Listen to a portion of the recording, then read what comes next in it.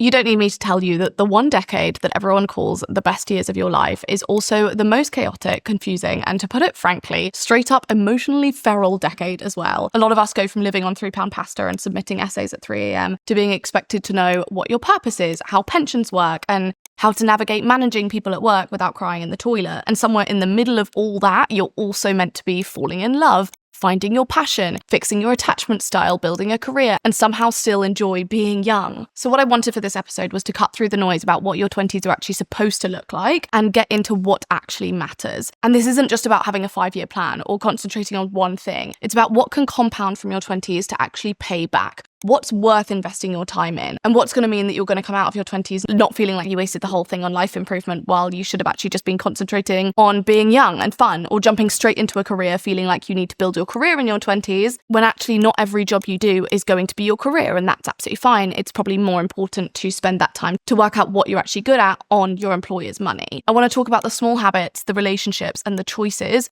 that make life easier later. If you're new here, I'm Grace. I'm the host of Working Hard podcast, and every Monday I share solo episodes and conversations with very interesting guests that are designed to help you work smarter and feel a little bit less alone when you're figuring it all out. So if that sounds like your bag, you know where the subscribe button is by now.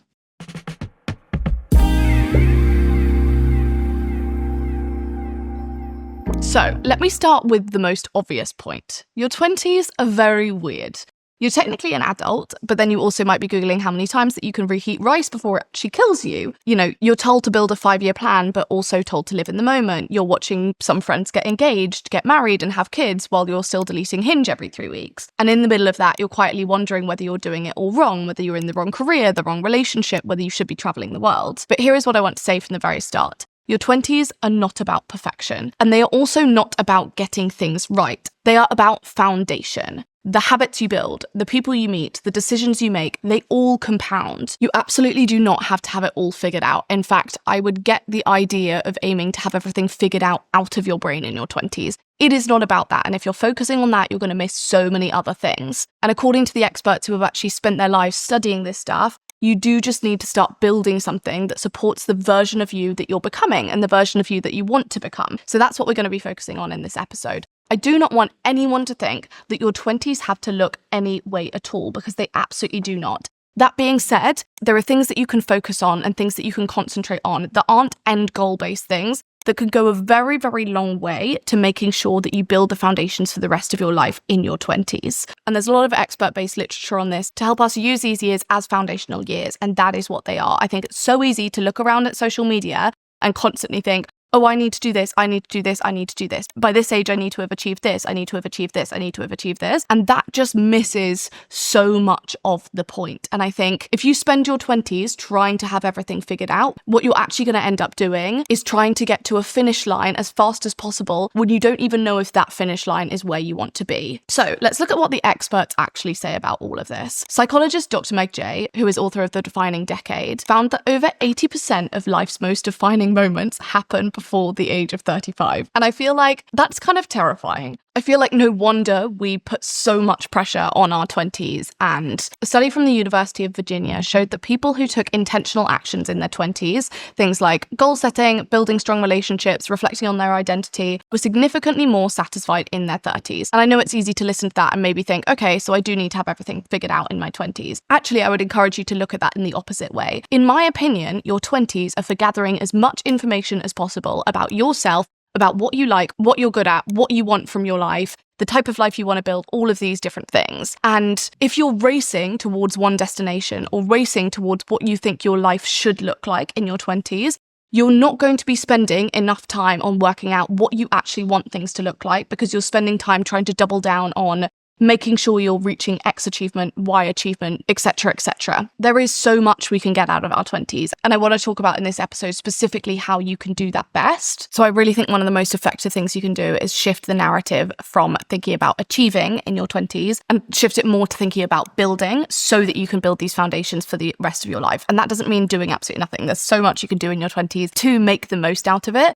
But I do really want you to get out of your mindset this idea that you have to achieve all of these things that you thought you would achieve by 30, when we were taught when we were younger that like 30 is the end of your life. And I would even say that as I approach my 30s personally, I feel more and more excited about the fact that I truly know myself and I know what I want from life. And I'm able to move forward into the next decade knowing these things because I've built those foundations and built that understanding of myself. So whilst we've been talking about things that you don't necessarily need to concentrate on in your 20s, there is a lot that you can do to be using your 20s most effectively. And that's really what I want to focus on today. As I've said before, this isn't about pressure. It's about recognizing that the stuff you do now has weight, and the more intentional you are, the easier it gets later. It just doesn't need to be about achieving all your goals. So this is where the biology actually gets fascinating. Your brain literally isn't fully formed until your mid-20s. We've all heard about the part called the prefrontal cortex, so the area behind your forehead that handles planning, impulse control, decision-making, and self-regulation. Neuroscientist Shannon Adele says that the prefrontal cortex, a brain region responsible for cognitive control and inhibition, is slower to develop. She points out that adults benefit from a well-developed prefrontal cortex, allowing them to better execute skills that require learning, focus, and memory. And that specific area of your brain is not fully developed until your mid-20s. All of this means that your 20s aren't just a wild decade, they're basically the final stretch of your brain wiring itself into becoming an adult. Your ability to resist impulsive decisions, to plan for what's ahead, to regulate emotion,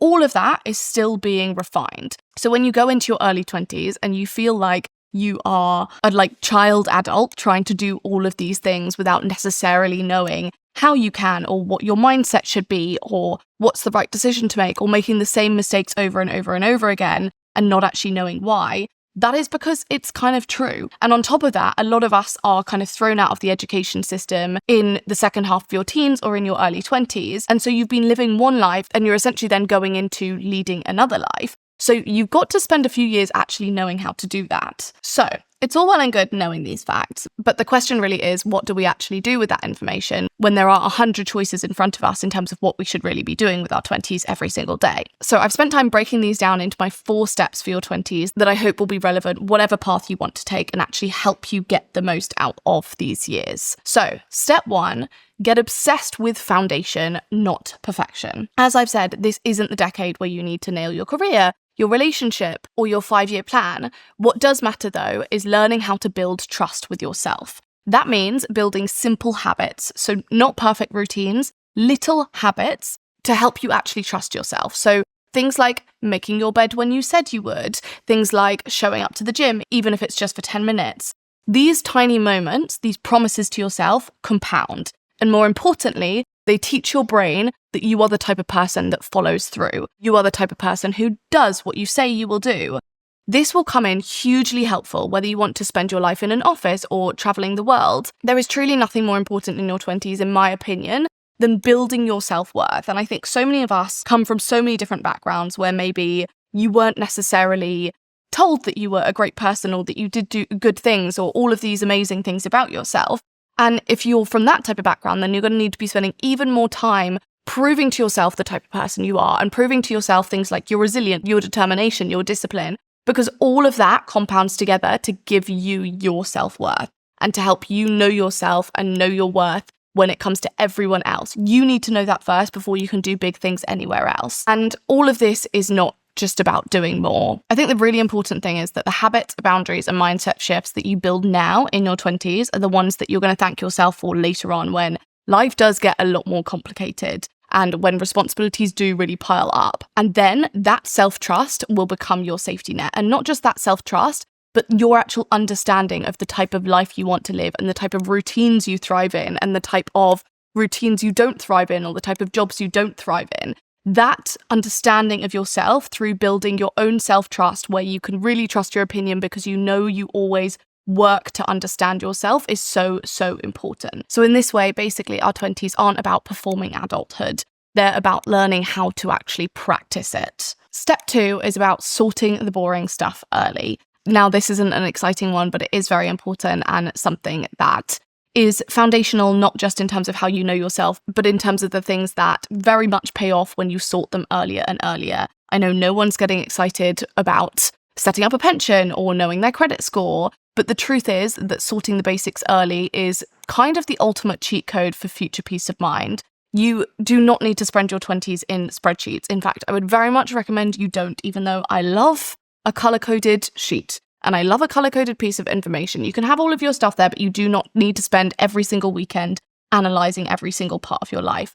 But you do need to start thinking about your future. So that could be automating a £10 a month into a savings pot or an investment pot, or setting up a direct debit for your student loan, or Googling the words lifetime ISA and watching one video that doesn't bore you to tears. So a few things that I would really, really recommend sorting when you're in your 20s. Number one is understanding investing. That doesn't mean that you need to be saving thousands a month and putting it all into investments and growing tens of thousands in investments a year. Instead, that's really just about understanding what investing means. Like, how do you compound money? What is an index fund, and how can it help you actually build your wealth over time? Another thing I would really recommend you set up is your pension. There are different rules in different countries in terms of auto-enrollment and whether you are automatically enrolled based on having a job or based on being a certain age or whatever. But that will pay back dividends and has huge tax payoffs in most places, and just means that you can start actually investing in your future for after work. There are so many things that we could concentrate on here. Those are some of my main ones, but there's so much else too. So there are things like making sure that you are building up your credit score. Maybe that's by just doing your essentials shops on a credit card and making sure you are paying it back by direct debit and you are never actually using more money than you actually have when using a credit card. Things like building a lifetime ISA, that's specific to the UK, but there are obviously equivalents elsewhere, things like a 401k, etc., etc. Just really understanding the basics of how other people are building their money. This is a lot of the stuff that we are not taught in school. And being able to understand that better is incredibly, incredibly important. You might have the most amazing self-improvement foundations for your life, but if you do not have financial foundations, I'm not talking tens of thousands in savings, but understanding how things work and doing what you can to be able to build and understand that is so incredibly important. The earlier you build the muscle of looking after your future self, both mentally, financially, physically,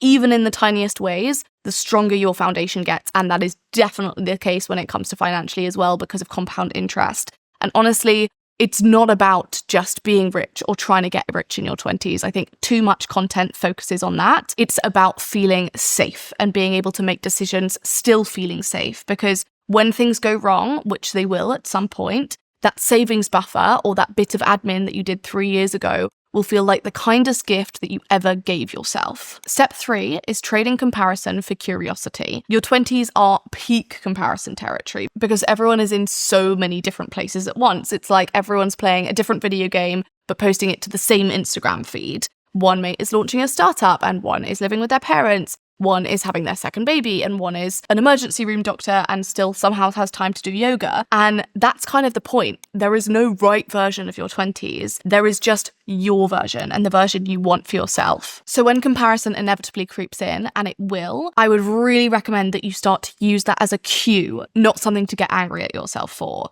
So instead of why am I not there yet, you can instead look at that like, what do I actually want that to look like for me? Or am I feeling this way because I want that life? Or am I feeling this way because I absolutely don't want that life and it makes me angry that someone is living that life? It might seem small, but the shift from judgment to curiosity changes everything. So instead of shaming yourself, you start designing a life that actually fits you. Step 4 is all about building meaningful friendships and relationships. And I feel like this one doesn't get talked about enough in the How to Succeed in Your 20s chat, but it might be the most important. Because yes, of course, career matters, job matters, but when the job falls through or the relationship ends or the identity crisis hits, and it will multiple times, it is the people that you call crying on the bus home that get you through it. The friendships you build in this decade aren't always about seeing each other every week. They are about showing up and staying bonded to each other or finding new bonds over time. There might be someone you drifted from that you really liked at school that you've got back in touch with, or there might be someone that you met this year in a class that ends up being a really, really great friend for the rest of your life. It's the voice notes when everything is falling apart and the late night, can I talk to you about something weird messages. Our 20s can so often be the decade where our friendships start to peter out. We're not together most days like we were at school or at university. Long-term partners come into the mix and suddenly you're all checking your diaries and you're not free for the next month. And if you were free, then you'd be going over to the flat where your friend's boyfriend lives and you can't have your same girls' night. But I promise that carving out the time for your friends, the kind that leave you feeling uplifted and like everything is going to be okay after you see them, is the tonic you need in your 20s. And investing in friendships will go so far. I do think that coming into your 20s, a lot of your friendships change. There are a lot of people that I was super close with at uni who I'm not close with now. or I was close with them, then I'm not close with them, and then I am close with them again. Things move around the whole time. But actually being able to build a base of relationships and being able to build your friendships into this new decade, when actually they will look so different from the types of friendships you had in education, where you were able to pop round to their room every 5 minutes to be able to tell them a piece of gossip. Like, life does get harder and more gets in the way and people move to other countries. But investing in your friendships is so incredibly important, and that doesn't need to look like seeing them all the time. It just needs to look like showing up. And please, please, please, no matter what you do not think that relationships are a substitute for friendships. Do not think that just because you've got into a relationship, you can spend time with all that person and leave your friendships elsewhere. Of course, when you're in a new relationship, you're going to be spending much more time with someone and you're going to have less time to see your friends. And that is absolutely fine. And that is like an amazing place to be and some of the most fun times in a relationship. That being said, I do not believe your partner can be your everything. And I do not believe it is healthy for a relationship or yourself for that to be the case. There is so much joy outside of just your relationship. And I do think that it's natural that friendships ebb and flow over time, but actually really making sure that you still keep them even when you're in relationships is so, so important, and will mean that you always have a safety net and kind of companionship outside of whatever your relationship looks like. So how do we put this all into practice? Psychologists have proven that we actually find it a lot harder to care about our future selves than our present selves. This is a theory called the future you theory, which is really interesting that I can do a whole other episode on if you'd like. But basically, we need to work really hard to remind ourselves when we're doing something that will benefit us in the future. So every month I write down, what will 30-year-old me be grateful that I started now? This is a really simple prompt, but it can really help you to reconnect with why any of this matters and the things you are doing that your future self is going to thank you for. I will say you don't need to be doing things all the time that your future self is going to thank you for. I think some of us spend too much time thinking about our future selves when we actually should be spending more time thinking about our current selves and what looks right for us today and tomorrow than next week. But you'll probably know which side you lean on more and whether you are the type of person who's doing everything for this kind of imaginary future self at the expense of your current self, or whether you're the type of person who needs a little bit more of a push to make sure you're setting yourself up for the future. Another thing you can do is picking one theme to improve in your life every month. So this is perfect for someone who maybe gets a little bit too excited about a full life overhaul. It can be really useful to just focus on one thing every month that you want to actually improve, that you're going to come back to again and again and again to really build, so that you're not constantly getting excited over and over again on the idea of rebrands and then falling off because you're trying to change too much at once. So some months that could be money, some months that could be boundaries, or just remembering to move your body twice a week. It's important not to try and go into every month trying to become a new person, but instead just trying to nudge one area in a better direction. And sometimes that can mean reading a book. Sometimes that's just paying attention to the patterns that keep showing up. Trying to fix everything at once is a fast track to burnout. So instead, give yourself permission to grow in one area and maybe let the others be a little bit chaotic for a while. That month is not focusing on them. You're going to double down on fixing one thing in particular. So it's not about perfect progress. It's more about sustainable growth. The next one is tracking your growth in small moments. So I used to think growth meant having like a long list of wins or milestones and achievements. And now I just keep a note in my phone where I jot down the stuff that doesn't necessarily look good on social media, or it's not like the most aesthetic, but it's something that I'm proud of. Something like a boundary I held or a task I delegated when usually I would have just done it myself, and that's what's holding me back from actually being able to get more leverage. And the idea behind this is that it's not about building a highlight reel. And the reason why we go for so many achievements now is because of this announcement culture and the need to constantly achieve over and over so we have more things to announce online. But this is kind of an antidote to that, in that it's a reminder that I'm building resilience and building myself. I'm not just building a brand and what this brand of me is. And it also means that on the days where I feel stuck or behind, it helps me to remember that real progress often looks boring or it looks invisible until you actually zoom out and think about the progress you've made and those little habit changes or those little boundary changes that you feel very proud of yourself for, that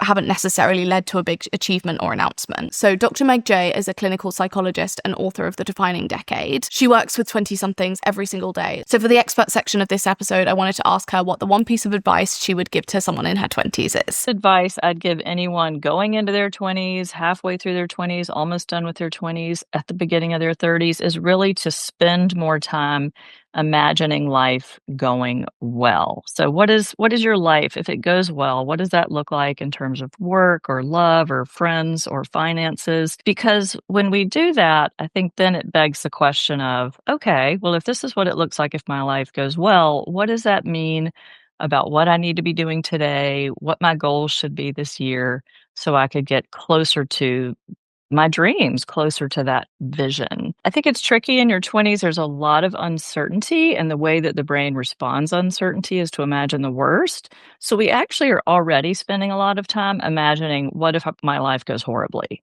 So we're already talking to our friends or our therapists or whoever about, what if I never find a job? What if no one ever loves me? What if I could never pay my bills? And if our head is there all the time, then we're really operating out of a place of fear. And then in that case, any relationship looks better than being alone for the rest of your life, or any job looks better than never finding a job. So I think we need to spend more time on, what does it look like for my life to go well? And what does that mean in terms of the choices I make and the actions I'm taking? Whether this is in a journal or in notes on your phone or in the conversations you're already having with a therapist or a friend, notice yourself if you're saying, what if this, what if that? Like when you notice the what ifs, notice what kind of what ifs they are. They're probably negative. What if no one ever loves me? What if I never get a promotion? Notice that and say, okay, that's my brain doing what it's evolutionarily wired to do, which is sort of expect the worst, prepare for the worst. Notice it and shift it and spend at least as much time. What if I do get the promotion? What would that look like? Why would I get it? What should I do now to try to help that happen? So it's really a matter of noticing how you're what ifing and shifting that. So again, people can do it in a journal, they can do it in notes on their phone, they can have those conversations with their therapist. The tricky thing about being in therapy, and I say this as a therapist, is that people really perceive it as a place where they should go and talk about all the bad stuff, every bad thing they've ever done, every bad thing that's ever happened to them, when really we're missing an opportunity to talk to another outside, hopefully wiser person about the good things about us and our strengths and our dreams and how to get there. And so, again, even in therapy, we can be operating out of a place of fear rather than sort of out of a place of hope or strength. So, one of the first hot tips for your 20s is, don't compare your path to other people's path, because this is when life goes in a million different directions. And some people are going to have, 5 kids, and some people are going to write 5 books, and some people are going to, do a million things in between. So, tip number one is, don't compare your path to someone else's path, to sort of figure out, what is my path? Let me just focus on my life and not worry about what other people are doing. I think another thing I see that really helps people in their 20s is getting that internal locus of control. I think it's really easy when you go online and you see the news and all the things wrong in the world to imagine, oh, my life can't possibly turn out well because of recessions or politics or climate change or whatever the case may be. I think it's the 20 somethings that say, I have control over at least my part in my life, and I'm going to focus on that and do what I can do to create a life for myself.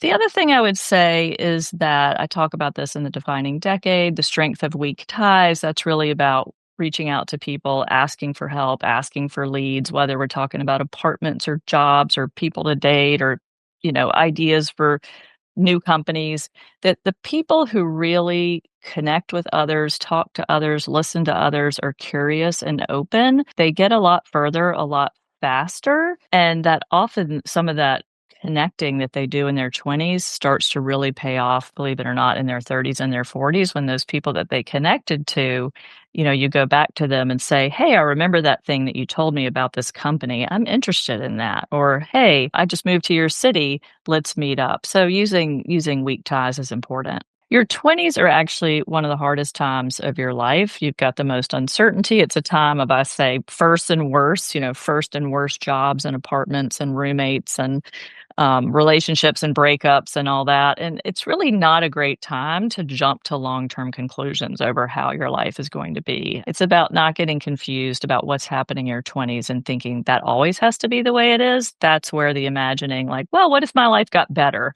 What would that look like? What can I do to get there?